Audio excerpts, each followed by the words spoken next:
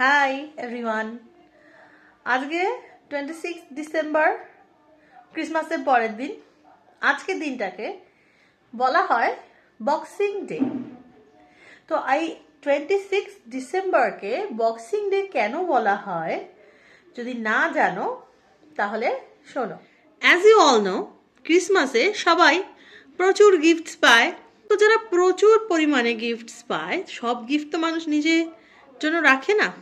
কিছু কিছু গিফট তারা সমাজের যারা গরিব মানুষ, যাদের পক্ষে সম্ভব নয় গিফট কেনা বা গিফট আদান প্রদান করা, তাদেরকেও আমরা কিছু গিফট দিই।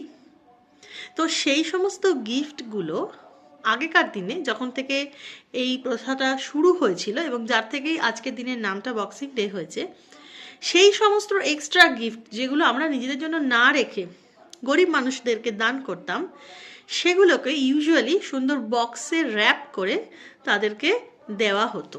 সেই কারণে এই 26 ডিসেম্বরটাকে বলা হয় বক্সিং ডে। এই নামকরণের আরও একটা কারণ আছে।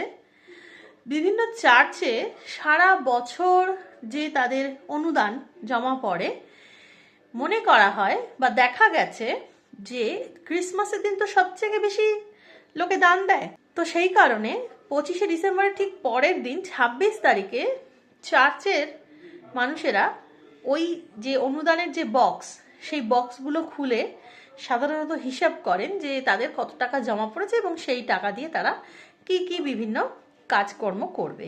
তো ওই বক্সটাও ওপেন করা হয় এই 26 ডিসেম্বর। তো এই রকম নানান কারণের জন্য 26 ডিসেম্বরকে বলা হয় বক্সিং ডে।